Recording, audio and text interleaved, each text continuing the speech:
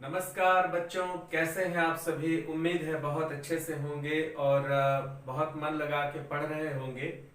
हम लोग जो पिछली 2 कक्षाओं से जो पाठ पढ़ रहे हैं वो बेहद महत्वपूर्ण है।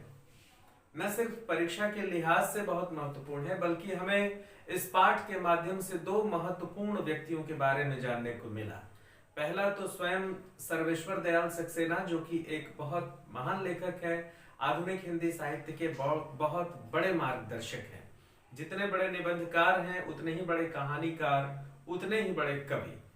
आप याद करें, आपने कक्षा 9वीं में भी सर्वेश्वर दयाल सक्सेना की कविता पढ़ी है और अभी इस कक्षा में आप सर्वेश्वर दयाल सक्सेना द्वारा लिखित मानवीय करुणा की दिव्य चमक पाठ पढ़ रहे हैं, जिसके माध्यम से हम जो दूसरे बहुत महत्वपूर्ण व्यक्ति हैं जिनके बारे में यह पाठ लिखा गया है वे हैं फादर कामिल बुल्के। फादर कामिल बुल्के बेल्जियम देश के रैम्स चैपल शहर से इंजीनियरिंग की अंतिम वर्ष की पढ़ाई छोड़कर भारत चले आए और संत बन गए, साधु बन गए। भारत आते ही उन्होंने हिंदी भाषा और संस्कृत भाषा को आत्मसात कर लिया और उसके उत्थान के लिए अथक प्रयास आजीवन करते रहे। बहुत ही करुणा से भरे हुए थे, प्रेम से भरे हुए थे, प्रेम से लबालब छलकते हुए व्यक्ति थे। उनके लिए भी जो उनके बहुत करीबी थे और उनके लिए भी जिनसे उनका मिलना पहली बार हुआ करता था। साहित्य में बहुत गहरी रुचि रखते थे, क्रोध कभी नहीं करते थे, हाँ आवेश में जरूर उन्हें देखा जाता था। ठीक है बच्चों, तो इतनी महान हस्ती के बारे में हमने बहुत सहज ढंग से मानवीय करुणा की दिव्य चमक पाठ में पढ़ लिया। अब मुझे उम्मीद है कि आपको ये पाठ अच्छे से समझ में आ गया होगा। हालांकि मैं कहता हूं कि आप सभी मुझे कमेंट बॉक्स में लिखकर बताइए, लेकिन 2-3 बच्चे बताते हैं, बाकी लोग नहीं बताते हैं। कोई बात नहीं, मैं यही उम्मीद करता हूं कि आपको समझ में आ रहा होगा। अब चलिए हम इस पाठ का प्रश्नोत्तर पढ़ते हैं, देखते हैं प्रश्न किस तरह के बने हुए हैं और उसका उत्तर किस तरह से दिया जा सकता है। ठीक है बच्चों, यूं तो जब हम पाठ पढ़ रहे थे तो हर पंक्ति से किस तरह के प्रश्न उठते हैं इस पर हम लगातार बराबर चर्चा करते चले जा रहे थे। खास तौर पे गूगल फॉर्म में जो हम परीक्षा दे रहे हैं, वस्तुनिष्ठ बहुविकल्पीय प्रश्न जो हम बना रहे हैं और उसका उत्तर दे रहे हैं, वह किस तरह से बनेगा इस पर हम बहुत चर्चा किए हैं। अब आइए हम कुछ निबंधात्मक प्रश्नों के बारे में बातचीत करते हैं, क्योंकि ये बेहद जरूरी है। लेखन शैली और अभिव्यक्ति की क्षमता आपकी बढ़ सके, इसके लिए ये बहुत जरूरी है कि निबंधात्मक प्रश्नों पर, विश्लेषणात्मक प्रश्नों पर हमारी बातचीत हो। तो चलिए आप सभी अपनी किताब निकाल लीजिए और मैं प्रश्नों को पढ़ता हूं, उस पर हम सभी बातचीत करते हैं। एक बात और मैं आपसे बता देना चाहता हूं बच्चों कि ठीक है, मैं प्रश्नों की व्याख्या कर रहा हूं, प्रश्नों की व्याख्या करके एक अच्छे उत्तर तक पहुंचने की कोशिश हम सब कर रहे हैं, लेकिन मेरा ये उम्मीद है आपसे कि आप अपनी भाषा और शैली विकसित करें। खूब लिखिए, खूब पढ़िए। खूब लिखेंगे तो मात्रागत और वाक्यगत अशुद्धियां दूर होंगी। अभ्यास करेंगे तो अच्छा लिखना सीखेंगे। यदि अभ्यास नहीं करेंगे तो काम चलाऊ पढ़ाई होगी।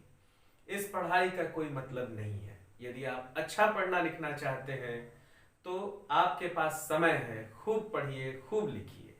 खास तौर पर ऐसे बच्चे जो बहुत आगे जाना चाहते हैं, उनसे तो मेरा विनम्र आग्रह है कि खूब लिखिए, लिखकर अभ्यास करिए। मैं जो व्याख्या कर रहा हूं उसे सुनिए और अपनी शैली विकसित करिए लिखने की, तो और भी मजा आएगा आपको।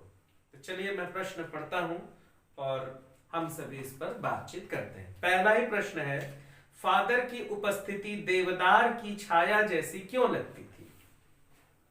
आइए इसी पहले प्रश्न पर हम बातचीत करते हैं कि फादर की उपस्थिति देवदार की छाया जैसी क्यों लगती थी। 2 बातें तब हमें जाननी पड़ेंगी कि देवदार का वृक्ष क्या है, देवदार की जब हम बात करते हैं तो किस तरह के स्वभाव की बात करते हैं? देवदार का जो वृक्ष है वो हिमालय की बुलंद ऊंचाइयों पर पाया जाने वाला वृक्ष है। यह वृक्ष अपनी खूबियों और अपने गुणों के कारण पहचाना जाने वाला वृक्ष है। एक तो बहुत ऊंचाइयों पर होता है और ऐसा माना जाता है कि बेहद पवित्र वृक्ष होता है, बहुत ऊंचाइयों पर होता है और स्वयं इसकी ऊंचाई बहुत ऊंची होती है। लंबे लंबे ये वृक्ष हुआ करते हैं और ऐसा माना जाता है कि यह बेहद पवित्र है और इससे आने वाली हवा ठंडी होती है, मन को सुकून देने वाली होती है, शीतल होती है। इसकी छाया में आराम करने से मन की व्यथा दूर हो जाती है, शारीरिक थकान दूर हो जाती है और भी तमाम गुण हैं देवदार के वृक्ष के। एक बारगी कहें तो यह बेहद पवित्र वृक्ष है, बहुत ही पवित्र। जिस तरह से भारतीय धर्मशास्त्रों में पीपल के वृक्ष को, बरगद के वृक्ष को, क्रिसमस ट्री जिसे आप हर साल अपना स्कूल सजाते हैं, है ना, इस तरह के जो पवित्र वृक्ष हैं, आम का वृक्ष जिसे हम बेहद पवित्र मानते हैं, जिसकी पत्तियों का इस्तेमाल आपके यज्ञों में होता है, कथा कथानकों में होता है, तो पवित्र वृक्षों की श्रेणी में शामिल है देवदार, हिमालय की ऊंचाइयों पर पाया जाने वाला। अब आप देवदार के इतने सारे गुणों से परिचित हो गए। अब इसकी तुलना फादर से की गई है, फादर के गुणों से की गई है। तो प्रश्न यही है कि फादर की उपस्थिति देवदार की छाया जैसी क्यों लगती थी? अब आप खुद समझ गए होंगे कि फादर की उपस्थिति, आप लिखेंगे, पहले हम इस पर बात कर लें, फिर लिखेंगे कैसे ये भी मैं बताऊंगा। फादर की उपस्थिति देवदार की छाया की तरह इसलिए लगती थी क्योंकि फादर जहां पर भी उपस्थित होते थे वहां पर उनके व्यवहार के कारण अभूतपूर्व शांति छाई रहती थी। वे एक अभिभावक की तरह प्रस्तुत होते थे, सबके दुखों में सहभागी होते थे। जिस तरह देवदार का वृक्ष मनुष्य के दुख को हर लेता है, ठीक उसी तरह फादर का सान्निध्य, फादर का व्यवहार लोगों के दुखों को हर लेता था। फादर के सांत्वना के जादू भरे शब्द लोगों पर इस तरह असर करते थे जैसे उन पर ठंड की बरसात हो रही हो, जिस ठंड का बौछार हो रहा उनके ऊपर, मन का जो ताप है वह बिल्कुल समाप्त हो जा रहा है। ठीक है, तो फादर का जो व्यवहार है वह देवदार के वृक्ष का जो गुण है उन्हीं गुणों से भरा हुआ है। तो एक बारगी ऐसा लगता है कि फादर ही कहीं देवदार के वृक्ष तो नहीं, इसलिए लेखक फादर को कहता है कि उनकी उपस्थिति, मतलब वे जहां कहीं भी होते थे ऐसा लगता था कि कोई मनुष्य नहीं बल्कि देवदार का वृक्ष है। ठीक है, तो अब जब आप इसका उत्तर लिखेंगे तो क्या लिखेंगे? इसका उत्तर आप यही लिखेंगे कि फादर की उपस्थिति देवदार के वृक्ष की तरह इसलिए लगती थी क्योंकि फादर का व्यवहार, फादर के गुण देवदार के दैवीय गुणों से मिलते जुलते हैं। जिस तरह देवदार के वृक्ष की छाया में मनुष्य का दुख समाप्त हो जाता है, जिस तरह देवदार की छाया में खड़े होते ही मन का ताप समाप्त हो जाता है, ठीक उसी तरह फादर के सानिध्य में आते ही मन का दुख खत्म हो जाता था। फादर के सांत्वना भरे शब्द लोगों के दुखते हुए मन पर जादू सा असर करते थे। लोगों के मन की पीड़ा को फादर के जादू भरे शब्द हर लेते थे। फादर लोगों को बाहें खोलकर गले लगा लेते थे और उनके दुखों को अपना दुख समझते थे। जब तक फादर रहते थे तब तक लोगों को दुख महसूस ही नहीं होता था। इसलिए लेखक ने फादर की उपस्थिति की तुलना देवदार के वृक्ष से की है। दूसरी बात यह कि फादर स्वयं में एक पवित्र आत्मा थे। जिस तरह की पवित्रता देवदार के वृक्ष की होती है उसी तरह की पवित्रता फादर के भीतर थी। इसलिए लेखक सर्वेश्वर दयाल सक्सेना ने फादर के गुणों की तुलना, उनकी उपस्थिति की तुलना देवदार के वृक्षों से की है और कहते हैं कि फादर की उपस्थिति देवदार के छाया के समान लगती है। ठीक है बच्चों, तो आपको समझ में आया। अब इतनी व्याख्या के बाद आप इसे सुनिए, मनन करिए और आप इसमें से क्या लिख सकते हैं 30 से 40 शब्दों में हमसे पूछा जाता है। 2 नंबर के प्रश्नों के उत्तर 30 से 40 शब्दों में होते हैं। बोर्ड में जो आप सीबीएसई की परीक्षा देने जाएंगे तो सीधे सीधे लिखा रहता है कि दो नंबर के जो प्रश्न हैं उनके उत्तर 30 से 40 शब्दों में, अधिकतम 50 शब्दों में आप दीजिए। दूसरा प्रश्न, फादर बुल्के भारतीय संस्कृति के एक अभिन्न अंग है, किस आधार पर ऐसा कहा गया है? फादर कामिल बुल्के भारतीय संस्कृति के एक अभिन्न अंग है, किस आधार पर ऐसा कहा गया है? तो भाई आधार तलाशने के लिए तो आपको फादर कामिल बुल्के के काम को देखना होगा कि फादर बुल्के ने क्या क्या काम किया। ठीक है, तो पहले हम फादर बुल्के के काम पर नजर डालते हैं, जो उन्हें हमारी संस्कृति से जोड़ते हैं, जो काम उन्हें हमारी संस्कृति से जोड़ देते हैं। देखिए, फादर भारत आए ही इसलिए क्योंकि उन्हें भारत की संस्कृति से गहरा लगाव था। भारत देश, भारत भूमि से गहरा प्रेम और लगाव था, इसलिए फादर भारत आए। भारत आने के बाद उन्होंने हिंदी भाषा और संस्कृत भाषा का लगभग 10 सालों तक गहन अध्ययन किया और उसे आत्मसात किया। और जब वो अपना शोध कर रहे थे तो उनका विषय राम कथा उत्पत्ति और विकास था। कहा जाता है कि भारत में जब तक राम कथा रहेगी तब तक इस रैम्स चैपल के ईसाई साधु को याद किया जाएगा। आप समझ रहे हैं कितनी बड़ी बात है। रांची के सेंट जेवियर्स कॉलेज में वह हिंदी के विभागाध्यक्ष रहे। वह आदमी जो कि यूरोपीय देश से आया हुआ है, वह हिंदी का विभागाध्यक्ष बन रहा है। और वे कहते हैं कि हिंदी वालों ने ही हिंदी की उपेक्षा की है। हिंदी अंग्रेजी शब्दकोश का निर्माण करने वाले हैं फादर कामिल बुल्के। बाइबिल का हिंदी में अनुवाद करने वाले हैं फादर कामिल बुल्के। मातरलिंक का महत्वपूर्ण उपन्यास ब्लू बर्ड का नील पंछी के नाम से अनुवाद करने वाले हैं फादर कामिल बुल्के। हर मंच से हिंदी की वकालत करने वाले संत हैं फादर बुल्के। तो जब आप फादर कामिल बुल्के के इन कार्यों को देखिएगा तो आपको सहज ही यह समझ में आ जाएगा कि फादर बुल्के भारतीय संस्कृति के अभिन्न अंग हैं। ये जो उनके द्वारा किए गए काम हैं वही उन्हें भारतीय संस्कृति से जोड़ देते हैं और वे अभिन्न हैं। अभिन्न मतलब कि भिन्न न होना। ठीक है, तो आप क्या उत्तर लिखेंगे? प्रश्न है, फिर से देखिए कि फादर बुल्के भारतीय संस्कृति के एक अभिन्न अंग हैं, किस आधार पर ऐसा कहा गया है? तो आप लिखेंगे कि फादर कामिल बुल्के भारतीय संस्कृति के एक अभिन्न अंग हैं। ऐसा कहने के अनेक आधार हैं। पूछा जा रहा है ना किन आधारों पे कहा गया है, तो सीधे आप उत्तर पे आइए कि ऐसा कहने के अनेक आधार हैं। सबसे पहले अगर हम उनके कार्यों को देखें तो वे भारतीय संस्कृति से गहरे जुड़े हुए नजर आते हैं। उन्होंने अपना शोध प्रबंध राम कथा उत्पत्ति और विकास लिखा। यह राम कथा जब तक रहेगी तब तक फादर बुल्के को भी याद किया जाएगा। इस तरह से फादर बुल्के सीधे सीधे भारतीय संस्कृति से जुड़े हुए नजर आते हैं।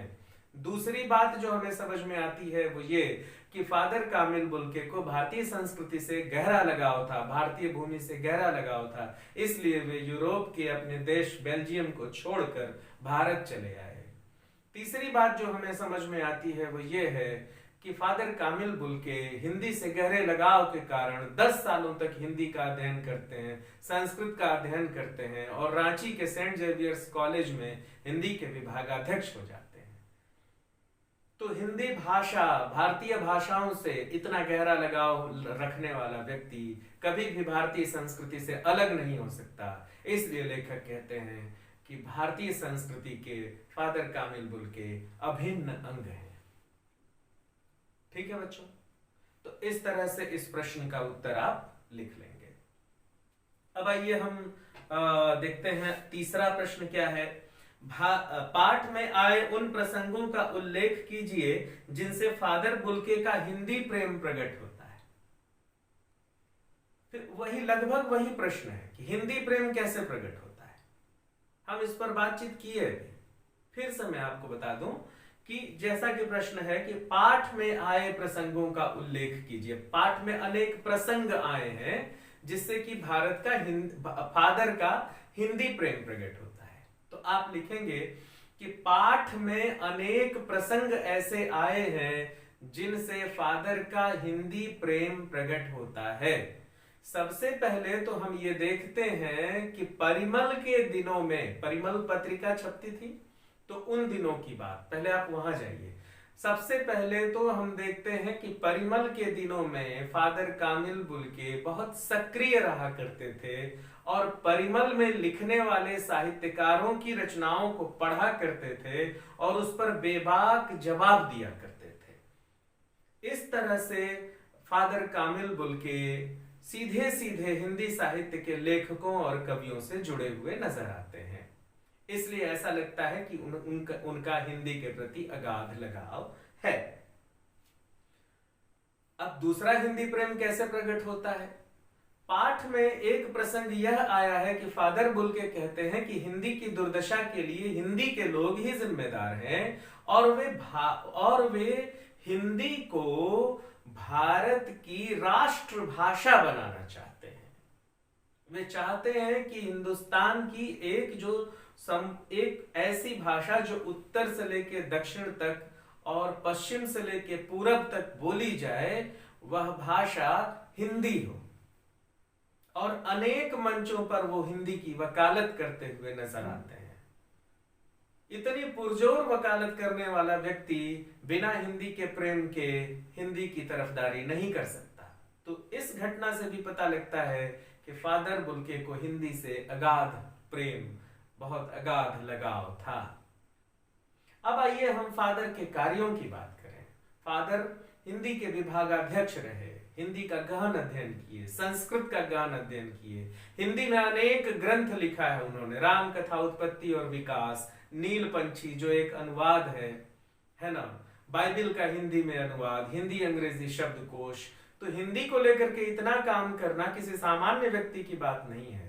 वही कर सकता है जिसका हिंदी के प्रति विशेष प्रेम हो। तो इन सारी बातों को देखकर हम ये कह सकते हैं कि फादर कामिल बुल्के हिंदी के प्रति अगाध श्रद्धा और असीम लगाव रखते थे। ठीक है बच्चों, ये बात आपको समझ में आ गई? उम्मीद है अच्छे से समझ में आ गई होगी। प्रश्न भी बिल्कुल साफ साफ है कि उन प्रसंगों का उल्लेख कीजिए। मतलब कौन सी बात आई है पाठ में जिसके आधार पर आप ये कह सकते हैं कि फादर बुल्के को हिंदी से बहुत प्रेम था। ठीक,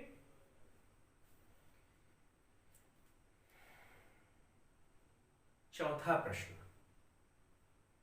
बहुत ही महत्वपूर्ण प्रश्न है। चौथा प्रश्न, इस पाठ के आधार पर फादर कामिल बुल्के की जो छवि उभरती है उसे अपने शब्दों में लिखिए।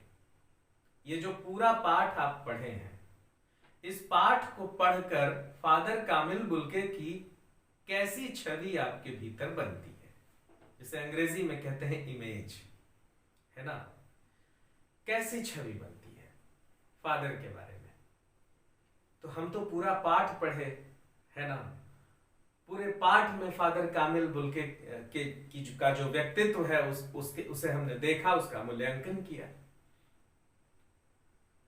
तो कैसी छवि बनती है फादर कामिल बुल्के की?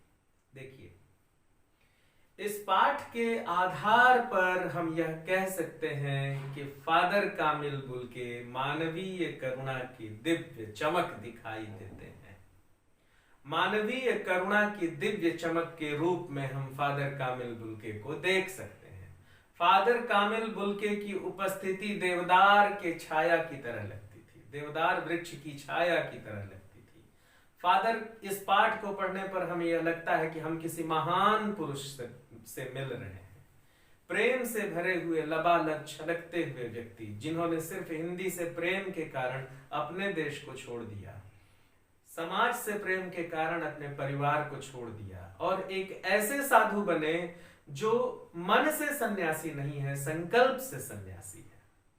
सन्यास लेने के बाद व्यक्ति समाज का त्याग कर देता है, लेकिन फादर कामिल बुल्के सन्यास लेने के बाद समाज में ही रह रहे हैं, लोगों की दुख और तकलीफों से सीधे सीधे जुड़ रहे हैं, लोगों के दुख और तकलीफों को अपने जादू भरे शब्दों से कम कर रहे हैं। एक सुंदर गोरे चिट्टे लंबे से व्यक्ति, भूरी आंखें, ममतामयी आंखें जिसमें सबके लिए स्नेह झलकता है, सफेद पादरियों वाला चोगा, एक शांत और सौम्य सरल मूर्ति की तरह फादर कामिल बुल्के दिखाई देते हैं। आप समझ रहे हैं? एक ऐसा व्यक्ति जिसे हिंदी से अगाध प्रेम है, उसने अपने संपूर्ण जीवन को हिंदी के उत्थान के लिए समर्पित कर दिया। अगर फादर कामिल बुल्के का काम देखना है तो आप कहीं नहीं, सिर्फ रांची के सेंट जेवियर्स कॉलेज चले जाइए, वहां आपको समझ में आ जाएगा कि फादर कामिल बुल्के क्या थे। तो इस संपूर्ण पाठ को पढ़ने पर हमें फादर बुल्के का जो चरित्र हमारे सामने उभर कर सामने आता है, उस चरित्र के सामने हम श्रद्धानत हो जाते हैं, हमारी आंखें बंद हो जाती हैं, हमारे हाथ जुड़ जाते हैं। ऐसा लगता है कि कोई साक्षात संत हमारे सामने खड़ा है, जो कि समाज का त्याग नहीं किया है, जिसने समाज छोड़ा नहीं है, बल्कि हमारे दुखों और तकलीफों को कम करने के लिए हमारे साथ खड़ा है। एक ऐसा व्यक्ति, प्रेम से लबालब छलकता हुआ व्यक्ति, फादर कामिल बुल्के।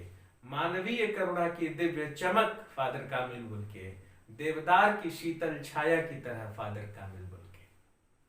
ठीक है, तो इस पाठ के आधार पर फादर कामिल बुल्के की यही छवि हमारे सामने उभरती है। इसे आपको अपने शब्दों में लिखना है बच्चों। ये तो मेरे शब्द हैं, मेरे शब्दों में आप सुन रहे हैं, तो इसे आप अपने शब्दों में कैसे लिखेंगे? तो आप इसे समझिए कि मैं क्या कह रहा हूं, और अगर आपको मेरे शब्द समझ में आ रहे हैं तो मेरे शब्द आपके शब्द हैं, मेरे शब्दों को आत्मसात कर लीजिए।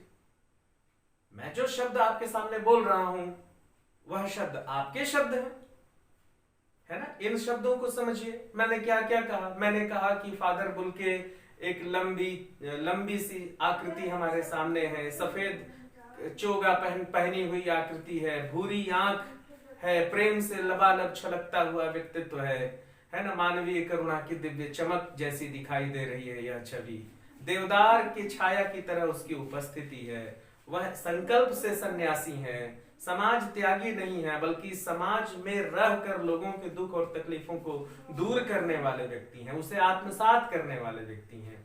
तो इस तरह से फादर कामिल बुल्के की जो तस्वीर हमारे सामने उभर कर आती है, वो एक महान संत की तस्वीर हमारे सामने उभर कर सामने आती है, जिसे समाज से लेना देना है, समाज त्यागी नहीं है वो।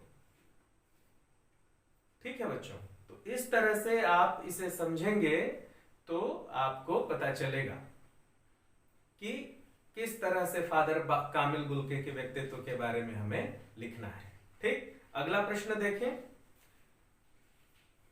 लेखक ने फादर बुल्के को मानवीय करुणा की दिव्य चमक क्यों कहा है? देखिए बच्चों, ये जो बात है मैं अनेक बार इस पर आपसे चर्चा कर चुका हूं। जब मैं पाठ शुरू किया था तभी मैंने आपको बताया था कि क्या मतलब होता है मानवीय करुणा की दिव्य चमक, और फादर कामिल बुल्के को लेखक ने मानवीय करुणा की दिव्य चमक क्यों कहा है। ये बात मैंने आपसे पाठ के शुरू में ही मैंने आपसे चर्चा की थी कि फादर को मानवीय करुणा की दिव्य चमक क्यों कहा जाता है। मैंने आपसे बताया था कि मानवीय करुणा क्या होती है। सबसे पहले इसे देखिए, मनुष्य की मनुष्य के प्रति करुणा, मनुष्य का मनुष्य के प्रति प्रेम, यह मानवीय करुणा है। और दिव्य चमक, सिर्फ चमक नहीं, चमक का भी सबसे सर्वोत्तम रूप दिव्य चमक कहलाता है। अब आप पूरे शब्दों के अर्थों को जोड़िए। मनुष्य का मनुष्य के प्रति प्रेम, और वह प्रेम दिए की ज्योति के समान है, और वह सामान्य ज्योति नहीं है, वह अपने श्रेष्ठतम रूपों में दिखाई देने वाली ज्योति है। ठीक है, अब आप देखिए कि मानवीय करुणा की दिव्य चमक का क्या अर्थ होता है। मानवीय करुणा की दिव्य चमक का अर्थ होता है करुणा से भरा हुआ व्यक्ति जो कि बेहद ही प्रभावशाली हो, बहुत विनम्र हो। ठीक है, तो अब लेखक ने फादर कामिल बुल्के को मानवीय करुणा की दिव्य चमक क्यों कहा है। अब हम इस बात पर आते हैं। लेखक ने फादर कामिल बुल्के को मानवीय करुणा की दिव्य चमक इसलिए कहा है क्योंकि लेखक को फादर कामिल बुल्के के भीतर अनेक खूबियां नजर आती हैं। लेखक फादर कामिल बुल्के के भीतर एक महान संत का दर्शन करते हैं। लेखक फादर कामिल बुल्के को मानवता की श्रेष्ठ मूर्ति की तरह देखते हैं। प्रेम से भरा हुआ, करुणा से भरा हुआ, लोगों के लिए लबालब छलकता हुआ प्रेम से भरा हुआ व्यक्तित्व फादर जो है वो दिखाई देते हैं। इसलिए लेखक उन्हें मानवीय करुणा की दिव्य चमक कहता है, क्योंकि करुणा की जो पराकाष्ठा है, प्रेम की पराकाष्ठा जिसे आप अंग्रेजी में एक्सट्रीम कहते हैं, वह है फादर कामिल बुल्के। इसलिए लेखक ने उन्हें मानवीय करुणा की दिव्य चमक कहा है। ठीक है बच्चों, तो इस तरह से आप पहले आप जब इसका उत्तर लिखेंगे तो आप ये बताइए कि मानवीय करुणा क्या है, उसकी दिव्य चमक क्या है, और ये खूबियां फादर बुल्के के भीतर कैसे दिखाई दे रही है ना। फिर जब आप इन दोनों को जोड़िएगा तब आप बता पाएंगे कि लेखक ने फादर कामिल बुल्के को मानवीय करुणा की दिव्य चमक क्यों कहा है। ठीक है, अब आइए अगले प्रश्न पर हम चलते हैं। फादर बुल्के ने सन्यासी की परंपरागत छवि से अलग एक नई छवि प्रस्तुत की है, कैसे? इस प्रश्न पर भी मैं आपसे काफी बातचीत कर चुका हूं कि फादर बुल्के ने परंपरागत साधु की छवि से हटकर एक अलग छवि प्रस्तुत की है। तो वह अलग छवि क्या है, कैसे, स्पष्ट कीजिए।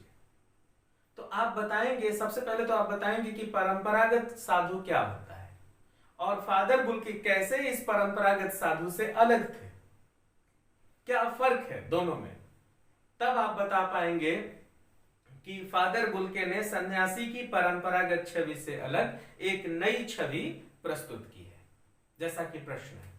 तो देखिए आप इसका उत्तर कैसे लिखेंगे। फादर बुल्के ने सन्यासी की परंपरागत छवि से अलग एक नई छवि प्रस्तुत की है। जब हम फादर के कार्यों को देखेंगे तो हमें एक अलग तरह का सन्यासी नजर आएगा, जो मन से सन्यासी नहीं लगता बल्कि कर्म से सन्यासी है। और जब हम परंपरागत साधुओं की बात करेंगे तो उनका काम फादर बुल्के के किए हुए काम से बिल्कुल अलग दिखाई देता है। परंपरागत साधु वह साधु होता है जो सन्यास लेने के बाद समाज का त्याग कर देता है और वन उपवन में जाकर निवास करता है। उसे समाज से कोई लेना देना नहीं होता। उसके जीवन का अंतिम लक्ष्य, अंतिम उद्देश्य मोक्ष की प्राप्ति होती है। वह किसी भी तरह मोक्ष प्राप्त करना चाहता है और दुनिया को त्याग देता है। दुनिया को वह तुच्छ वस्तु समझता है, उसे त्याग कर जंगलों में निवास करता है। मनुष्यों का मनुष्य के प्रति प्रेम को वो माया मोह समझता है, जंजाल समझता है और उसे छोड़ देता है। इसके ठीक उलट फादर कामिल बुल्के जो सन्यासी हैं, उनका स्वभाव बिल्कुल उल्टा है। फादर कामिल बुल्के सन्यास लेने के बाद किसी जंगल में नहीं जाते हैं, किसी मोक्ष की कामना नहीं करते हैं, है ना। किसी प्रेम को जंजाल माया मोह नहीं मानते हैं। क्या मानते हैं? वे समाज में ही रहते हैं, समाज के प्रेम को सबसे महत्वपूर्ण मानते हैं, उसे जंजाल नहीं मानते हैं। समाज का त्याग करके वो जंगलों में नहीं जाते, उन्हें मोक्ष से कोई लेना देना नहीं है। तो फिर क्या करना है?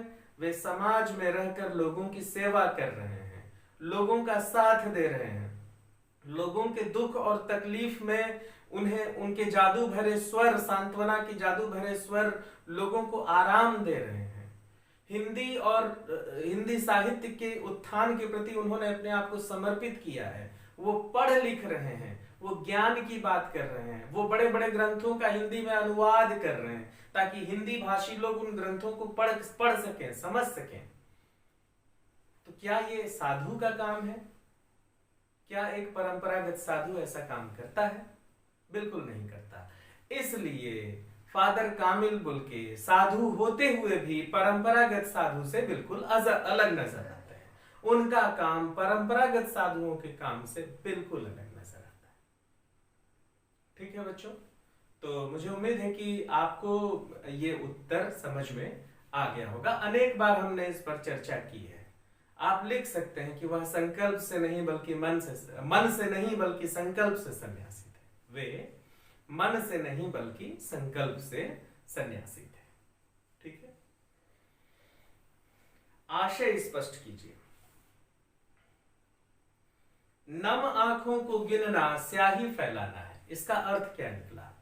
देखिए, जब फादर कामिल बुल्के की मृत्यु हुई तो उनकी अंतिम यात्रा में अनेक व्यक्ति शामिल हुए, महान से महान व्यक्ति शामिल हुए और सामान्य से सामान्य व्यक्ति शामिल हुए। उनकी अंतिम यात्रा में हजारों लोगों की भीड़ उमड़ आई और सारे लोग रो रहे थे। तो लेखक कहते हैं कि नम आंखों को गिनना स्याही फैलाना है, कि अगर मैं इतने लोगों का नाम लिखूंगा तो उसका कोई अर्थ नहीं है, व्यर्थ में मैं स्याही खराब कर रहा हूं, क्योंकि बहुत सारे लोग हैं, उतने लोगों का नाम लिखने से क्या फायदा। सिर्फ ये समझ लिया जाए कि बहुत सारे लोग हैं। इस पंक्ति का अर्थ यही निकलता है कि नम आंखों को गिनना स्याही फैलाना है। इस पंक्ति का आशय यह है कि लेखक ये कहते हैं कि फादर कामिल बुल्के की अंतिम यात्रा में अनेक लोग शामिल थे, हजारों लोग शामिल थे, विशेष लोग शामिल थे, सामान्य लोग शामिल थे, सारे लोग रो रहे थे, बिलख रहे थे, और उन सब को लिखना संभव नहीं है। अगर हम लिखें भी तो स्याही खराब करना है। किसे लिखें और किसे छोड़ें, इसका आशय यही है। ठीक है बच्चों, अब अगला देखिए। फादर को याद करना एक उदास शांत संगीत सुनने जैसा है। बहुत ही खूबसूरत पंक्ति है बच्चों। पढ़ाते समय मैं इसकी व्याख्या कर रहा था कि फादर को याद करना उदास और शांत संगीत सुनने जैसा है। क्या आशय है इसका? देखिए, फादर को याद करना उदास और शांत संगीत सुनने के समान है। इस पंक्ति का आशय यह है कि जब हम कोई उदास और शांत संगीत सुनते हैं तो उसका मन पर बहुत गहरा असर होता है। जब हम व्यथित होते हैं तो उदास और शांत संगीत हमारे मन को सुकून देता है। जब हम एक शांत संगीत सुनते हैं तो हमारा व्यथित मन भी शांत होने लगता है। जब हम एक उदास संगीत सुनते हैं तो हमें चैन मिलता है, हमारा दुख संगीत से मिल जाता है, क्योंकि संगीत भी उदास है, इसलिए हमारा मन संगीत से जुड़ जाता है और हमें एक तरह की शांति मिलती है। तो जिस तरह करुण संगीत सुनने से हमें शांति मिलती है, उसी तरह फादर को याद कर लेने से मन जो है वह कहीं न कहीं शांत होने लगता है, स्थिर होने लगता है। इसीलिए फादर को याद करने से ऐसा लगता है जैसे हम कोई उदास शांत संगीत सुन रहे हैं। संगीत से मधुरता हमारे भीतर उतर जाती है। शांत संगीत की जो मधुरता है, वह मधुरता हमारे भीतर फादर को याद करने से उतर आती है। इसीलिए लेखक कहते हैं कि लेखक को फादर कामिल बुल्के को याद करना उदास और शांत संगीत सुनने के समान है। यह भी कह सकते थे कि अच्छा सुंदर संगीत सुनने के समान है। नहीं, अच्छा सुंदर संगीत हमारे भीतर हिलोरे लेने लगता है ना, मन को बहुत उत्साहित करने लगता है, लेकिन ऐसा नहीं है। फादर को याद करना शांत संगीत सुनने के समान है। मतलब मन बहुत खुशियों से नहीं भर जाता है, मन को सुकून मिलता है। खुशियों से भर जाना और सुकून मिलना दो अलग अलग चीज है। खुशियों से भर जाना तो हम उठ के नाचने गाने लगेंगे, नहीं। शांत संगीत सुनने से भटकता हुआ मन स्थिर होता है, और वही काम फादर को याद करने से हो रहा है। ठीक, समझ में आ गया बच्चों? अब रचना और अभिव्यक्ति में कुछ सवाल ऐसे हैं बच्चों, कुछ प्रश्न ऐसे हैं जिनका हमें स्वयं से सोचकर जवाब देना है। और मैं चूंकि पाठ आपको पढ़ा चुका हूं, इसलिए उम्मीद करूंगा कि कुछ प्रश्नों के उत्तर तो आप खुद बनाएं। जैसे ये रचना और अभिव्यक्ति प्रश्न क्रमांक 8। देखिए मैं पढ़ रहा हूं प्रश्न। आपके विचार से बुल्के ने भारत आने का मन क्यों बनाया होगा? पाठ में कहीं नहीं लिखा है कि फादर बुल्के ने भारत आने का मन क्यों बनाया। लेखक ने पूछा भी है कि भारत आने का कोई विशेष कारण है क्या, तो फादर उस बात को टाल जाते हैं, सामान्य ढंग से कहते हैं कि बस यूं ही ईश्वर की मर्जी। लेकिन आप जब फादर का इतना सारा काम देखते हैं तो आपको क्या लगता है क्यों भारत आए होंगे? भाई मुझे तो ये लगता है कि फादर ने भारत आने का जो मन बनाया होगा उसका सबसे पहला कारण है भारत से लगाव, भारत भूमि से प्रेम, भारतीयों से प्रेम, भारतीय भाषा से प्रेम, भारतीय संस्कृति से प्रेम। ठीक है। बाद में यह बात सिद्ध होती है क्योंकि वह हिंदी और संस्कृत के विभागाध्यक्ष बनते हैं और हिंदी और संस्कृत में बड़ा बड़ा काम करते हैं। तो एक जो महत्वपूर्ण कारण हमें नजर आता है जिसके कारण फादर कामिल बुल्के भारत आए हैं, वो ये कि भारत से लगाव, भारत के लोगों से लगाव, भारत की भाषा से लगाव, भारत की संस्कृति से लगाव। और इन्हीं लगावों को हम उनके कामों में भी देखते हैं क्योंकि उनके शोध का विषय है राम कथा उत्पत्ति और विकास। कोई और विषय ले सकते थे, लेकिन संस्कृति से गहरा लगाव है, इसलिए पौराणिक कथाओं को उन्होंने उठाया है, राम कथा उत्पत्ति और विकास। फिर उसके बाद आप देखिए कि वे नीलपंछी उपन्यास, मातरलिंक का जो ब्लू बर्ड जो उपन्यास है उसे वो नीलपंछी के नाम से उसका रूपांतरण करते हैं। फिर बाइबिल का हिंदी में अनुवाद करते हैं, फिर हिंदी अंग्रेजी शब्दकोश तैयार करते हैं। तो इस तरह से अनेक काम है जो हिंदी के प्रति प्रेम, हिंदी को राष्ट्रभाषा बनाए जाने की वकालत करना, यह सब उनके लगाव को ही प्रकट करता है। ठीक है बच्चों, तो यही लगाव है जिसके कारण वो भारत आना चाहते हैं। अब अगला प्रश्न देखिए, बहुत सुंदर है मेरी जन्मभूमि रैम्स चैपल। जब उनसे पूछते हैं कि अपनी जन्मभूमि के बारे में बताइए जहां आपका जन्म हुआ है, तो बोलते हैं बहुत सुंदर है मेरी जन्मभूमि रैम्स चैपल, क्योंकि रैम्स चैपल को गिरजों का शहर, गिरजों, चर्चों, मंदिरों का शहर कहा जाता है। ठीक है बच्चों, मंदिर मतलब वहां का मंदिर, चर्च जिसे आप कह सकते हैं। तो इस पंक्ति में फादर बुल्के की अपनी जन्मभूमि के प्रति कौन सी भावनाएं अभिव्यक्त होती हैं? आप अपनी जन्मभूमि के बारे में क्या सोचते हैं? तो बहुत सुंदर है मेरी जन्मभूमि, इससे फादर के भीतर की जो भावनाएं हैं वह अभिव्यक्त होती हैं। यह ऐसी भावनाएं हैं कि फादर को अपनी जन्मभूमि से गहरा लगाव दिखाई देता है। फादर जहां जन्म लिए हैं उस जन्मभूमि को अपनी माँ के समान समझते हैं, बहुत ही खूबसूरत मानते हैं, उस जन्मभूमि से उन्हें गहरा लगाव है। और प्रश्न का जो दूसरा भाग है कि आप अपनी जन्मभूमि के बारे में क्या सोचते हैं? तो भाई देखिए, आपकी जन्मभूमि क्या है? क्या आप अंबिकापुर आपकी जन्मभूमि है या आप कहीं और जन्मे हैं? तो आप अपनी जन्मभूमि के बारे में क्या सोचते हैं? मेरी जो जन्मभूमि है उसके बारे में मैं सोचता हूँ कि वो बेहद खूबसूरत जगह है, बहुत अच्छी जगह है। आज भले ही मैं वहां नहीं रहता हूँ, लेकिन मुझे उस जगह की याद आती है, मैं हमेशा वहां जाता हूँ। मैं अपनी जन्मभूमि से जुड़ा रहना चाहता हूँ। मैं चाहता हूँ कि मैं वहां हर साल जाऊं, वहां रहूं, वहां के लोगों से बातचीत करूं, उस जगह को महसूस करूं। तो आप भी अपनी जन्मभूमि के बारे में क्या सोचते हैं?